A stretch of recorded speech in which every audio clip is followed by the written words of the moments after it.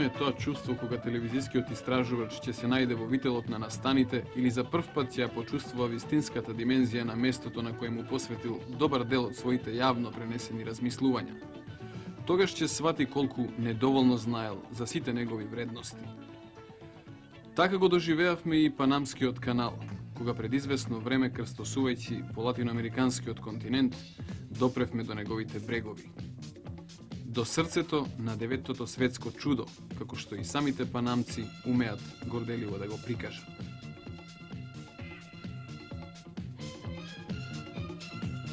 Панамскиот канал, чија бурна историја и по старата и по новата не може да се насети кога се посматра низ ограниченото око на филмската камера, одскоро со право може да се нарече панамски. Неговото минато повеќе им припаѓа на американците одошто на панамците, иако е изграден во срцето на Панама, но неговата иднина цврсто е поврзана со судбината на оваа карипска земја. Генерал Торихос, кој целата своја животна и државничка енергија ставил во служба на својот народ и на борбата за каналот, вели: доскоро бевме едно од кризните жаришта во светот. Денес Панама е земја на шанси и можности.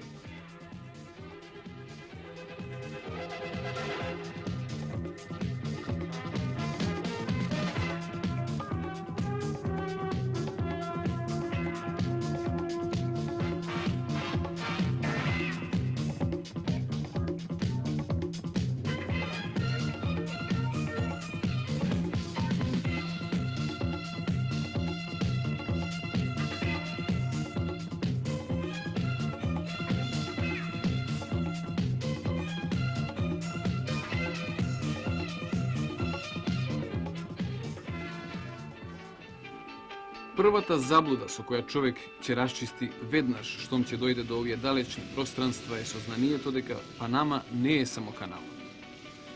Иако тој е незината главна карактеристика, има во неа толку други нешта што ќе го заинтригираат хроничарот, што тоа создава недоумение по кој ред да се зборува за Панама. Оваа мала земја што светот најдобро ја познава по каналот и по бананите, според општественото уредување, е република. Од 1975 година својата независна надворешна политика најтесно ја идентификува со движењето на неврзаните. Станува негов рамноправен член.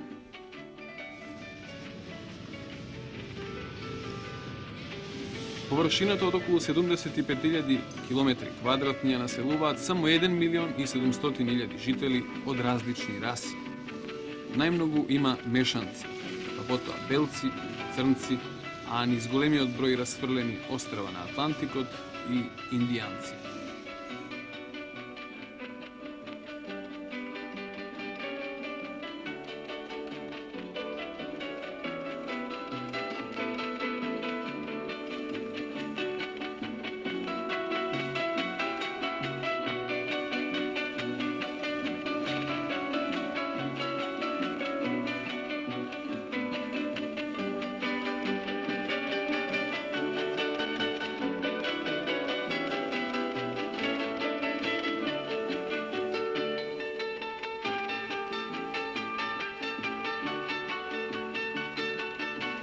Во непосредната близина на панамската метропола, на патот од современиот меѓународен аеродром се наоѓа старата престолнина на земјата, древниот град Панама, основан 1519 година. Неговите урнатини го символизираат херојството на овој народ од пред неколку векови.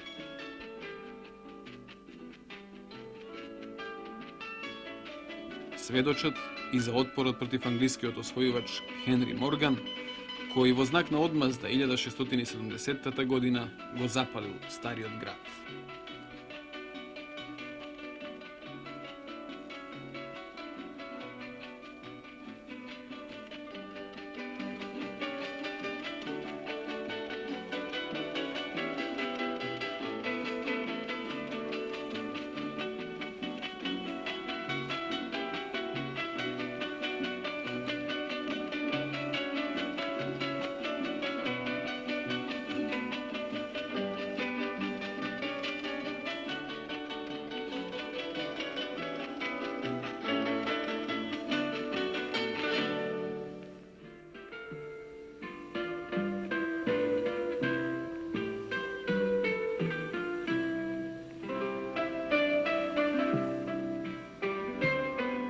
Првиот европјанин што допрел до овие води бил шпанскиот морепловец Родриго де Бастидас во 1501 година, само една година пред Кристифор Колумбо.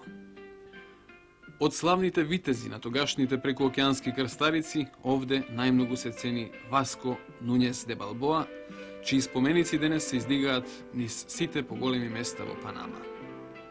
На 13. септември 1513 година Балбоа прв го препешачил панамското копно и од Атлантикот излегол на Пацификот. Денес по таа патека минува современа сообраќајна лента што по најкусиот сувоземен пат ги врзува двата дела на земјата. Велат дека и првобитната замисла за прокопувањето на Панамскиот канал се базирала врз патот што пред толку векови го пречекорил Балбоа.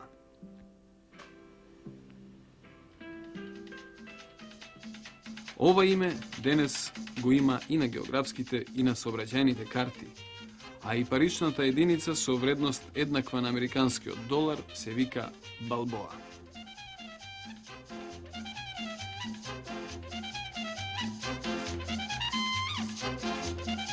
Инаку во Панама равноправно средство на плаќање или подобро речено главно е американскиот долар, што ја потврдува тесната судбинска врска на оваа земја со моќниот джин од американската хемисфера. Затоа и беше разбирливо големото народно славје во моментот на отворањето на Панамската национална банка во Сиудат Панама, што нашата камера вредно го регистрираше. За вистинската независност на Панама, што фактички е изборена уште 1903 година, зборуваа председателот на Републиката Деметриос Лакас и шефот на панамската влада и револуција генерал Омар Торихос. Дојдовме таму следејќи го трпеливо динамичниот Торихос за да го интервјуираме за нашата емисија. Одејќи по неговите траги, изминавме многу километри со автомобил, со хеликоптер и со авион.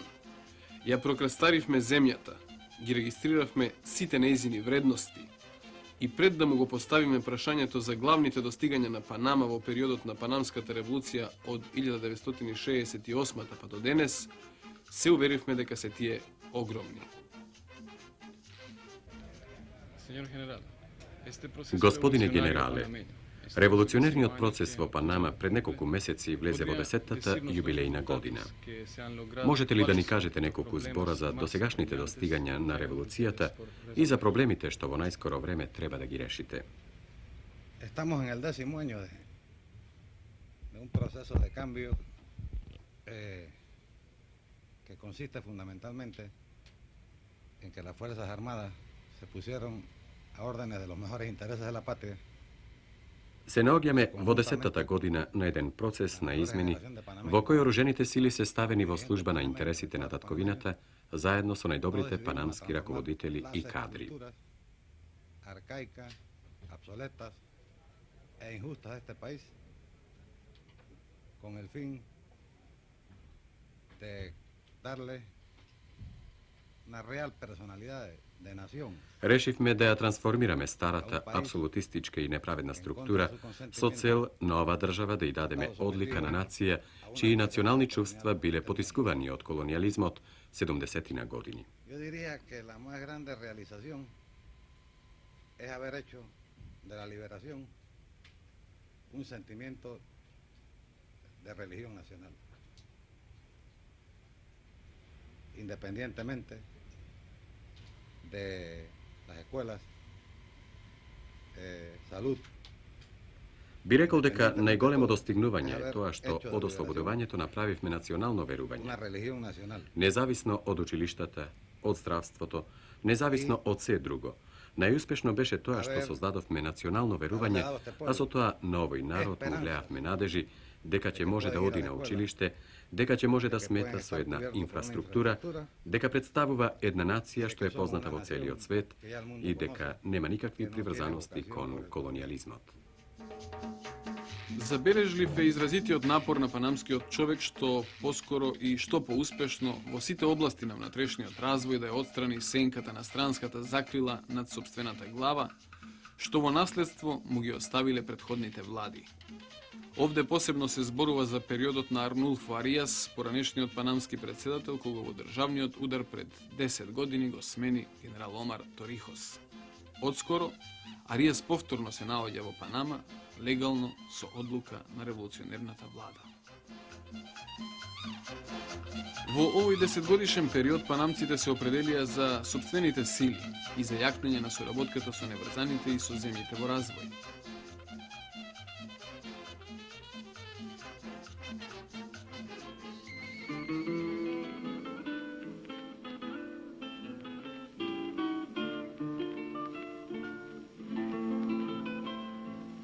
Еден од најзначајните индустријски објекти, браната Бајано, е производ на соработката меѓу Панама и Социјалистичка Федеративна Република Југославија. Го посетивме овој грандиозен објект, придружени како и секогаш од нашите панамски пријатели, припадници на Панамската национална гарда, и од нив чувме многу пофални зборови за изведувачот на овој проект, Енергопроект.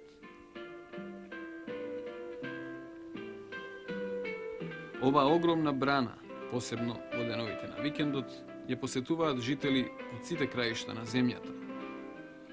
Хидроелектричната централа Бајано и југословенската несебична помош во разговорот со нас ги спомена и самиот Торихос.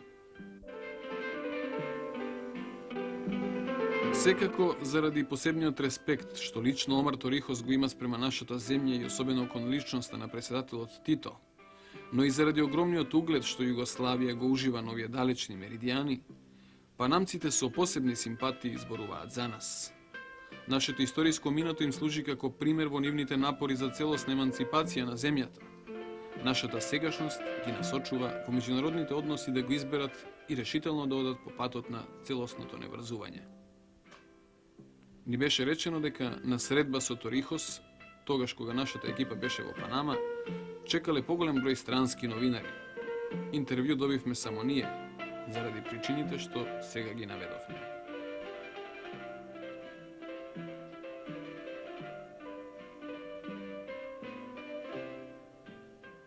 Panama и Југославија како países no alineados y amigos tienen una Панама и Југославија, како неврзани пријателски земји, имаат успешна соработка, стимулирана од честите средби меѓу вас и председателот Тито. Како ги оценувате можностите за натамошниот развиток на односите меѓу нашите две земји? Efectivamente, Panamá y Yugoslavia tienen una relación muy estrecha de amistad, que se inspira, esa amistad no es espontánea, es una amistad bien estudiada, porque se inspira en... Панама и Југославија имаат цврсти пријателски односи. Тоа не е само спонтано пријателство, туку и добро простудирано, затоа што е инспирирано од примерот на Југославија, која предводена од председателот Тито, храбро се борела во сите ситуации на недостоинство и зависност.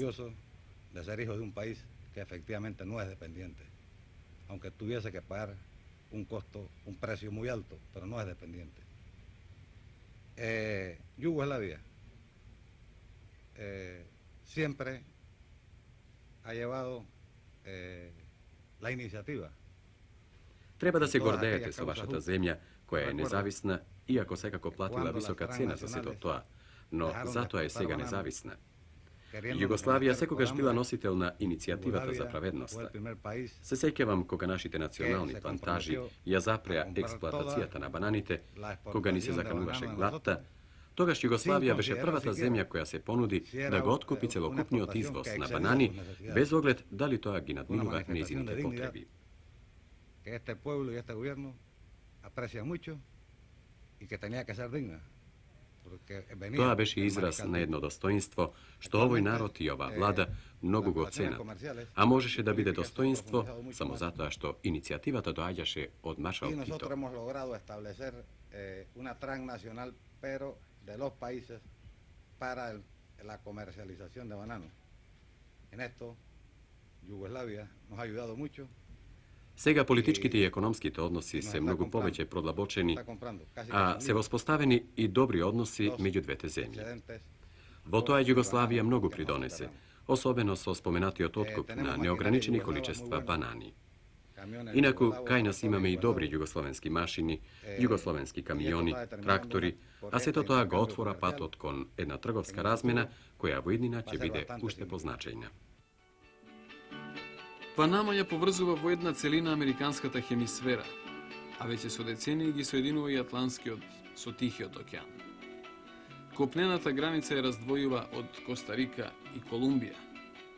Цела Панама, кога се посматра однатре, подсетува на бујна градина на која градинарот треба да ја обрне само малку поголемо внимание, за да ја покаже во сето незино богатство и природни убавини. Тропската клима го направила своето. Топлината и влагата што ги има и во преголеми размери за европјанинот, не дозволуваат ниту една педа од земјата да остане нераззеленета. Најголем дел од земјиштето го покрива вистинска густа тропска шума. Обработениот дел главно се користи за монокултурно плантажерско земјоделство, што е последица на повеќевековното живење под колонијалниот јарем и еднонасочното производство, што му одговарало на странскиот капитал.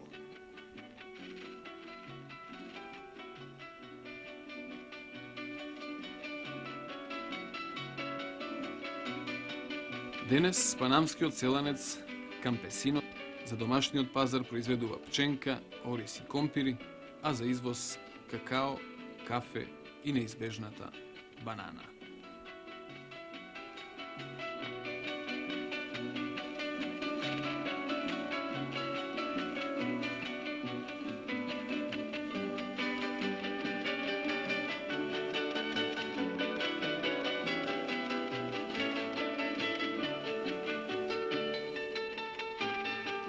Бананите сочинуваат повеќе од 50% од панамскиот извоз и представуваат најважен извор на приходи после каналот. Тие се меѓутоа и фактор на се уште чувствителното странско присуство во земјата, иако револуционерната влада прави сите права за експлоатација на ова вкусно и многу барано овошје да останат во рацете на панамскиот производител.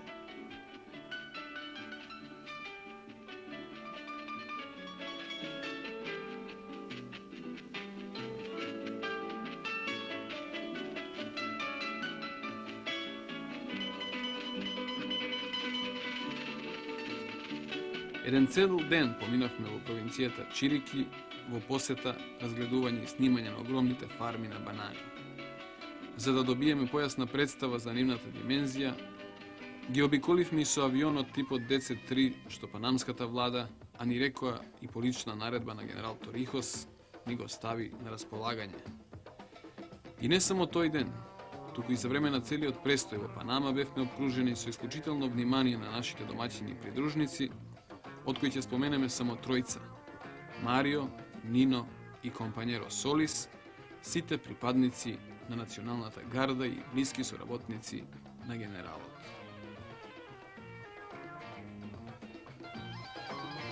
Панама е втор производител на банани во светот. Еквадор е пред неа, но според прецизно утврдените критериуми, проценето е дека панамската банана е најквалитетна на светот.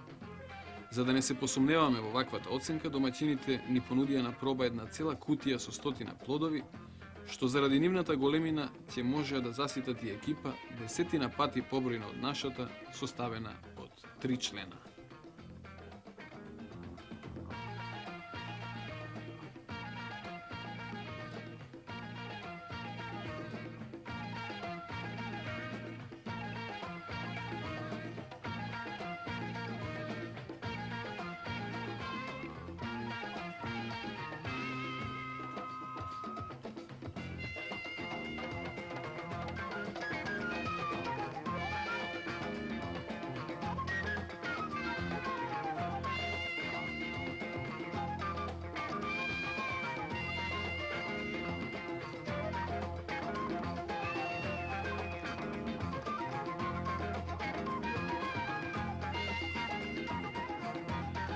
Во процесот на производство, што со текот на времето се осовременува, учествуваат голем број луѓе.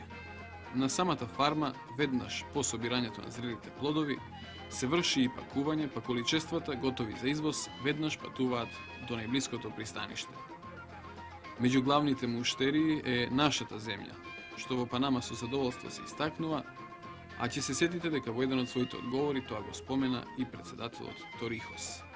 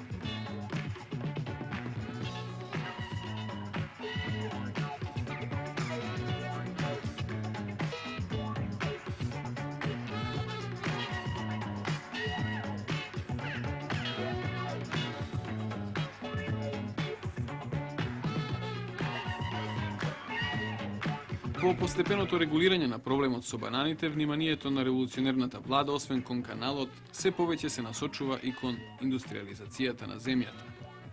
Постојат фабрики за шеќер, цемент, за преработка на разни метали и петрохемиски погони. Но тоа не е доволно. Сега се стимулира осамосталувањето на националната индустрија, а со посебни закони се форсира увозот на опрема и сировини за индустријските гранки што се вклучени во оваа програма. А увозот, трговијата и воопшто сообраќајот, главно сето тоа оди преку Панамскиот канал.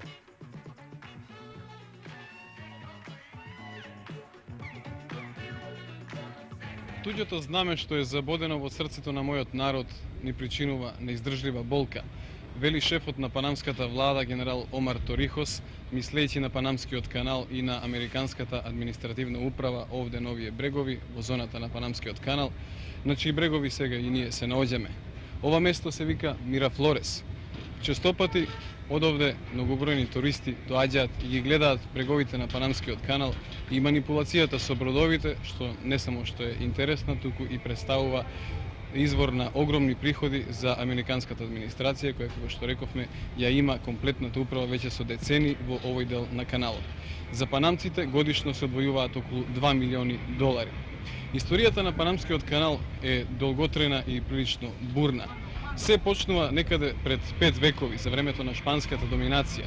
Меѓутоа, поинтензивно врз изработката на проектот на каналот се работи дури кон крајот на минатиот век.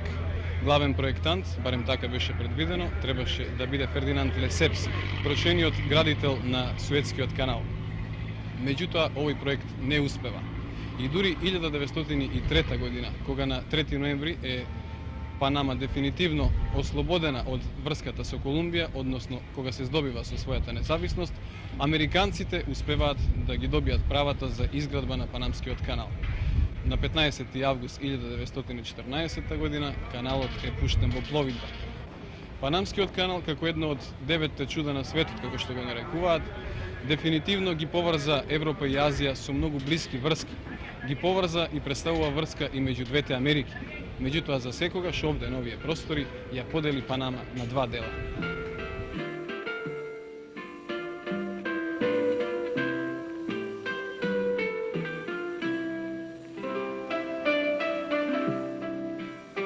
На 16 јуни 1978 година отворено е ново поглавје во историјата на каналот и цела Панама.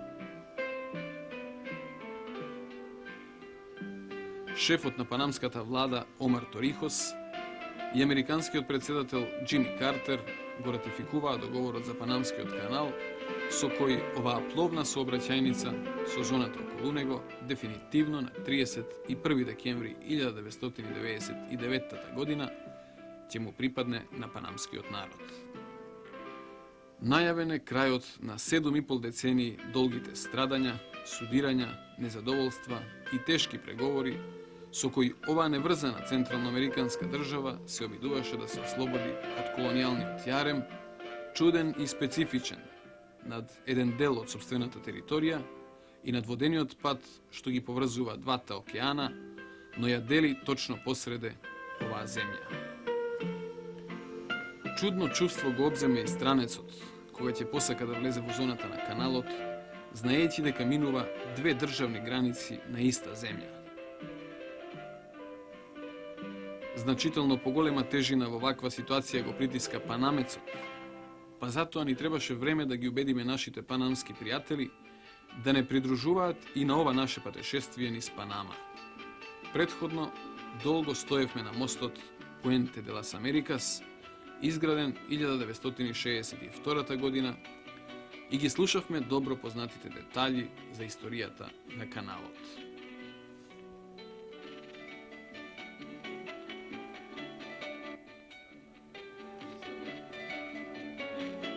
Колонијалната доминација на Соединетите Американски држави над каналот и на зоната околу него трае 75 години.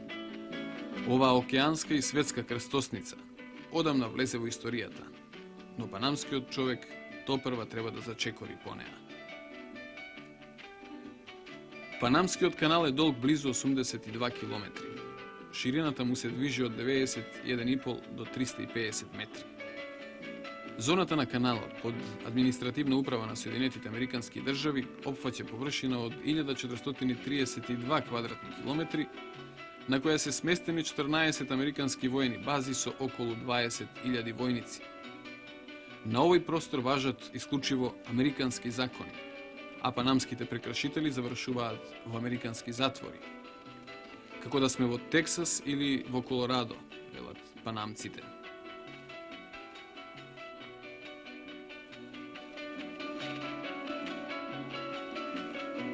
Каналот е мост меѓу световите, врска меѓу Европа и Азија, водена граница меѓу двете Америки.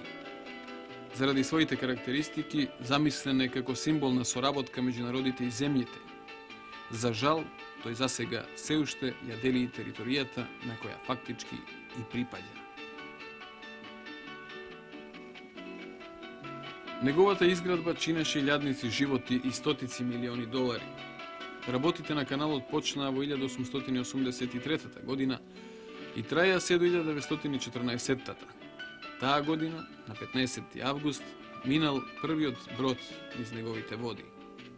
1903, во периодот на првата независност, младата република Панама им дозволила на Соединетите држави трајно да го користат каналот. Низ неговите пловни патеки досега поминале над 500.000 бродови, годишно во последно време околу 14.000. Приходите што од нивниот транзит ги прибира Вашингтон се огромни, а Панама од нив годишно добива само околу 2 милиони долари, и тоа според последните покачувања. Некој пресметал дека каналот работи 360 денови за американците, а само 5 за панамците.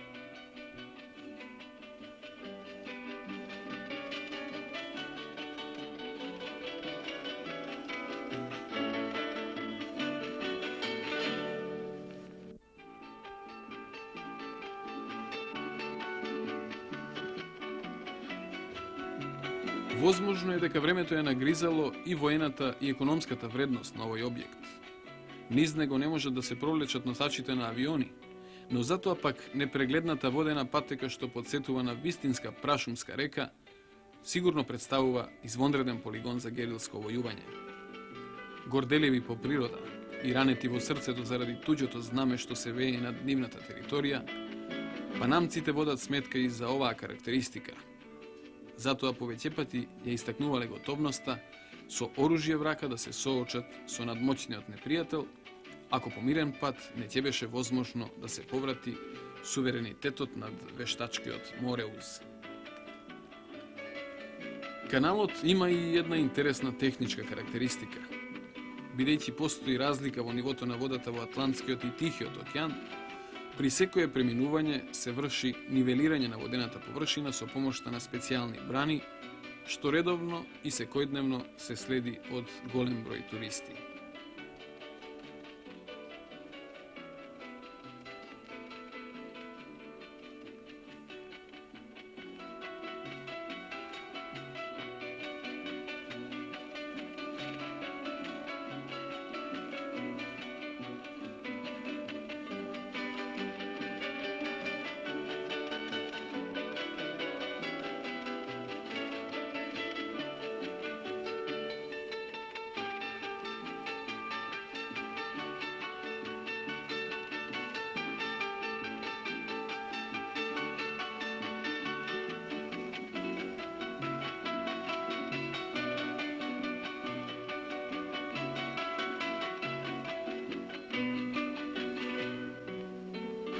Од Сиудат Панама на Тихиот, водената сообраќајница се протега до градот Колон на Атлантскиот океан.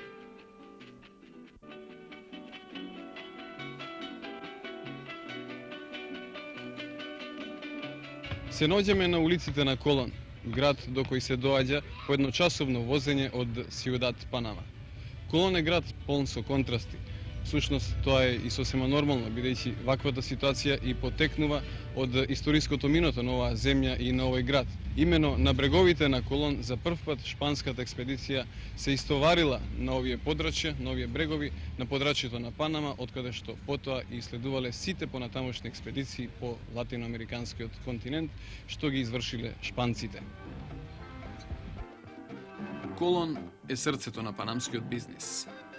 Тука се наоѓа слободната трговска зона, прочуената зона Либре, во која може да се купи се, од игла до локомотива, како што се вели. Се разбира, овде никој не бара ни игли, ни локомотиви, но затоа најсовршена и најразновидна техничка стока од овде секојдневно патува за сите краишта на светот. Можеш да купиш само ако изнесеш од земјата, па затоа она што го купуваш, ќе го добиеш на аеродромот или на пристаништето пред заминувањето од Панама.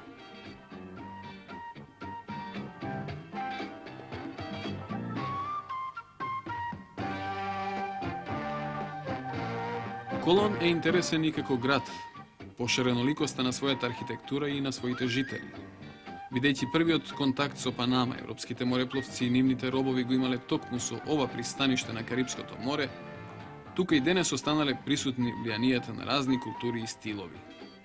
Како и во секое пристаниште, и овде посебно ценети гости се морнарите.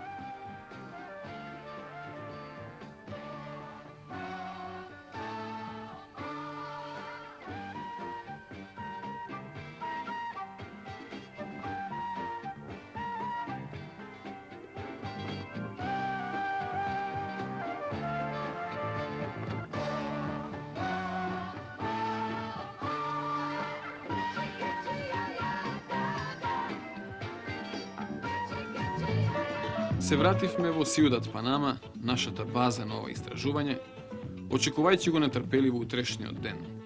Ни предстои средба со панамските домородци, индијанците од племето Куна, што живеат на архипелагот Сан Блас во Атлантскиот океан.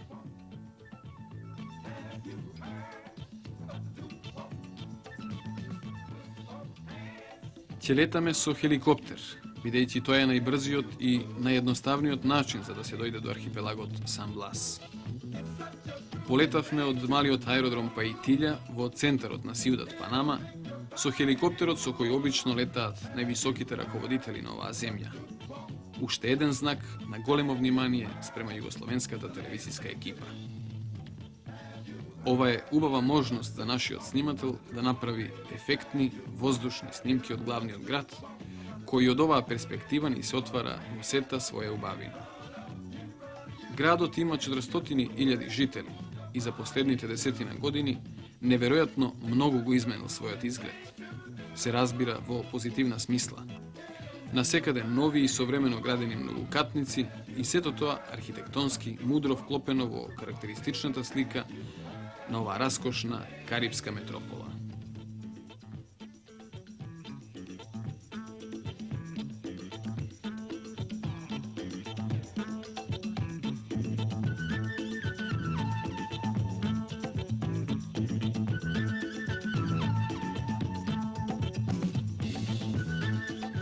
Конечно, младата пилотска двојка го насочува апаратот кон Сан Блас. Се лета неполн час на височина од околу 3000 метри. За разлика од големите горештини на земјата, горе е студеникаво и ветровито, па помалку и ладно околу срцето, зашто летаме со отворени врати.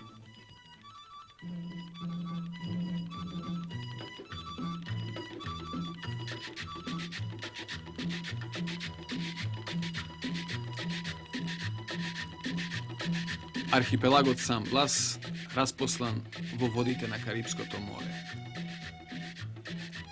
Го сочинуваат 360 острови, од кои 48 се населени.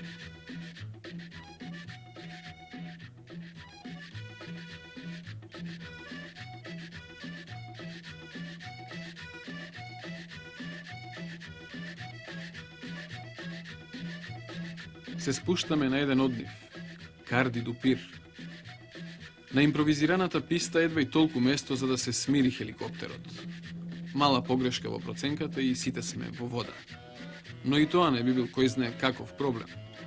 Зашто и овде не пречекуваат со отворени раце, а се уверивме дека домородците се и толку вешти пливачи, и тоа од мали нозе, што на нив човек слободно може да се ослони.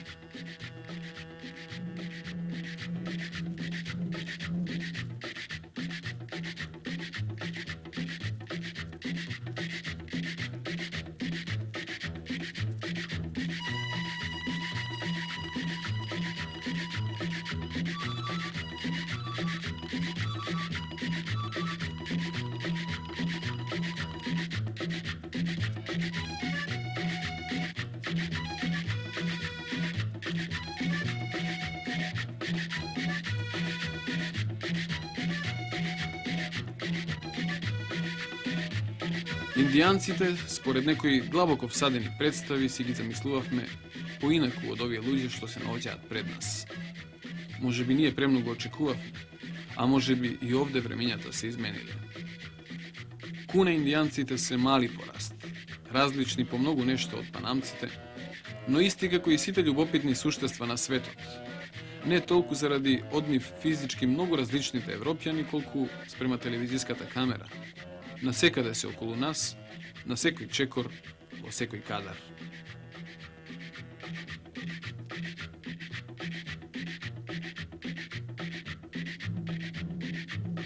Куна индијанците се составен дел на панамскиот народ, како што можевме да чуеме овде во последниве десетина години за време на владата на генерал Торихос, која многу направила за нив. Куна индијанците во многу нешто го измениле својот начин на живење. Само на почетокот ни се чинеше дека историјата и времето застанале на овие пространства.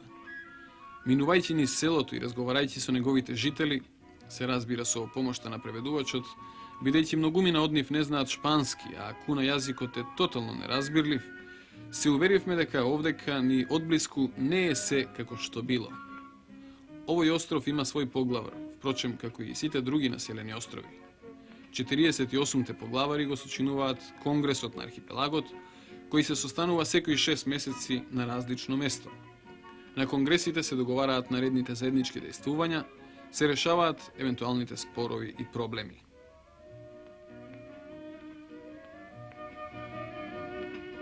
Втор знак на осовременувањето е и се поголемата ориентација на овие жители кон туризмот.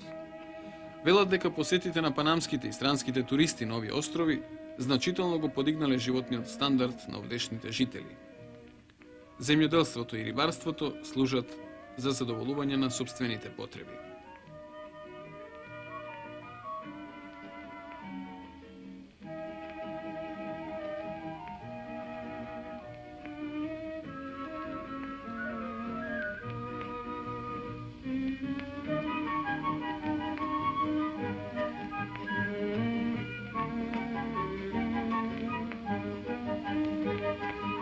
На островите има и училишта, така што младите индијанци ги здобиваат основните познавања на својот мајчин јазик, но учат и шпански.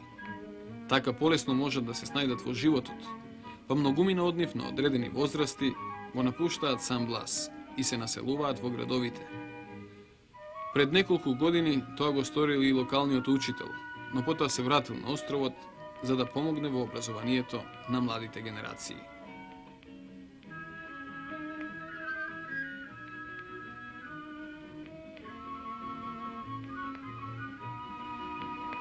Buenos días, señores yugoslavos. Hoy encontramos en la isla de Cartitupile, que va a ser el maestro Fernando Fernández. La isla tiene alrededor de 1200 habitantes. Además tiene una escuela que Беше мощно и está, интересно да се слушаат зборовите на учителот alquilado por el Фернандо, gobierno да се слуша revolucionario. неговото објаснување за школскиот Son систем tres на Сан maestros Блас. que trabajamos, Меѓутоа, нас pero уште debía повеќе ser не más porque интересираше ahora, да се resulta запознаеме que, со некои типични изрази hay на menos, индијанскиот куна menos јазик. educandos, por Го lo замоливме tanto, да ни каже hay неколку menos збора. educadores. Buenos días, amigo. Dime la mismo ancuna, algunas palabras ancuna, idioma, por favor. Beiginuga, ¿cómo te llamas? Ilievski. Ah, Penuedi, ¿cómo estás? Muy bien, gracias. Muchas gracias para todo. Bebialidi, ¿de dónde eres? De Yugoslavia. Yugoslavia. Yo soy de San Blas, pero de Ustup.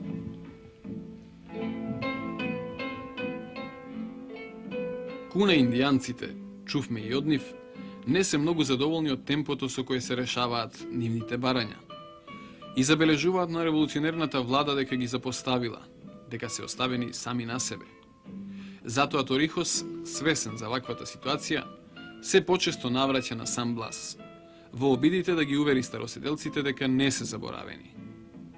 И ние им ветивме дека она што го снимивме, ќе го пренесеме до нашите гледачи, што кај нив беше примено со видливо задоволство.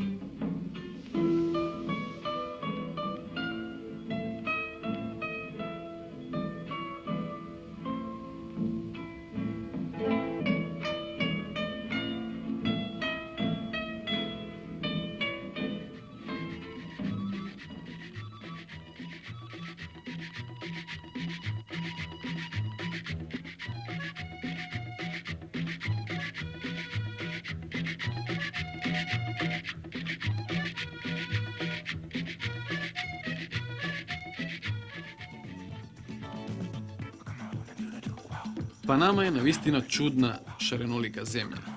Земја со многу внатрешни спротивности и контрасти, видливи и во нејзините географски и демографски карактеристики, во разликите во стилот на животот и во однесувањето на панамскиот човек.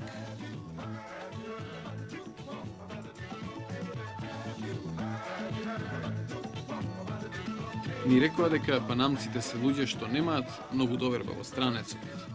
Историјата и повеќевековниот колонијален јарем ги направила такви. Затоа ги прикриваат чувствата кон непознатите.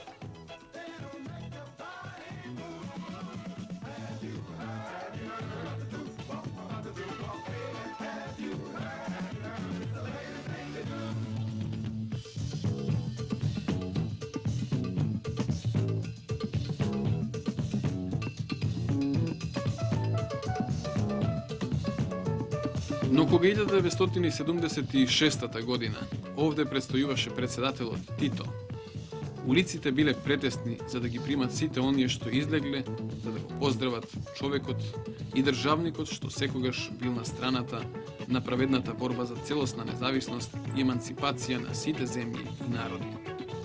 Панама од секогаш имала поддршката на нашата земја во напорите да го поврати и суверенитетот над Панамскиот канал. Тоа особено доаѓало до израз при секоја средба на председателите Тито и Торихос. Затоа, кога зборува за поддршката на неврзаните земји и за нивните идни акции, генералот Омар Торихос почнува со личноста и улогата на југословенскиот председател. Yo estuve hablando con el mariscal Tito, que siempre ha sido un orientador en el modo de pensar mío. Затоа веќе сум разговарал со маршал Тито, кој секогаш бил ориентир на мојот начин на мислење, бидејќи тој е еден од најголемите и најдостоинствените лидери на овој век.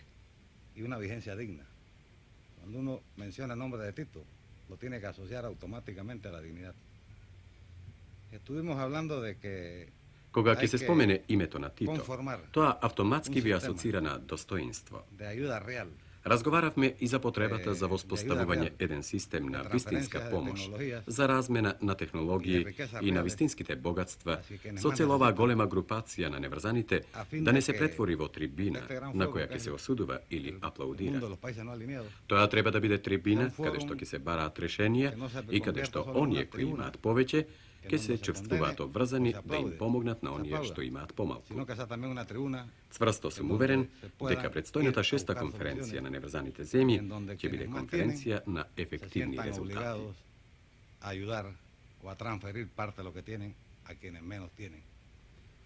Му се восхитувам на вашиот народ, зашто по улиците на вашата татковина чувствував дека ме поздравуваат со симпатии и љубов, што не се упатени само кон мене, туку и кон целта кон која заедно се стремиме. Рече на крајот генерал Омар Торихос. Во рамките на неврзаното движење, Република Панама ја гледа својата шанса за решавање на многуте прашања од витално значење за нејзината иднина. Со јакнењето на овие врски, таа сака да го увери и светот и сопствената јавност дека времињата на туѓото туторство се поминати, а судбината на земјата сега се наоѓа во раците на панамците. Панама е во екот на интензивните и мощни значајни процеси, како во борбата за конечна деколонизација, така и на полето на внатрешниот стопански и политички развиток, што во земјата е повеќе познат под името Панамски револуционерен процес.